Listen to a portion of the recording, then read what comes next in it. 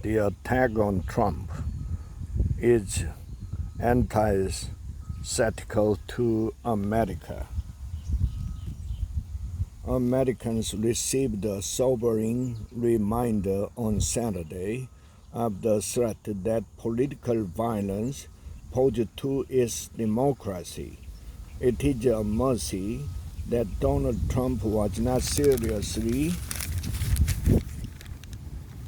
injured by gunfire at an evening campaign rally in Butler, a Pennsylvania city north of Pittsburgh, and the tragedy that at least one person at the rally was killed. We hope that Mr. Trump recovers quickly and fully. As of writing, there was much we didn't know yet about the gunman and the shooting, which was being investigated as an attempted assassination. But this much is clear. Any attempt to resolve an election through violence is abhorrent. Violence is antithetical to democracy.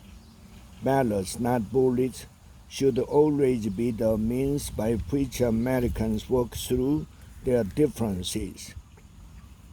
It is now incumbent on political leaders of both parties and on Americans individually and collectively to resist a slide into further violence and the type of extremist language that fuels its Saturday's attack should not be taken as a provocation or a justification.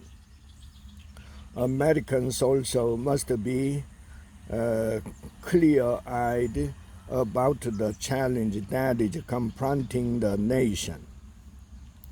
Saturday's events cannot be written up as an aberration. Violence is impacting and impacting American political life. Acts of violence have long shadowed American democracy, but they have loomed larger and darker of late. Cultural and political polarization, the ubiquity of guns, and the radicalizing power of the Internet have all been contributing factors, as this board laid out in its editorial series, The Danger Within 2022. This high-stakes presidential election is further straining the nation's commitment to the peaceful resolution of political differences. Democracy requires partisans to accept that the process is more important than the results. Even before Saturday's events, there were warning signs that many Americans are failing that essential test.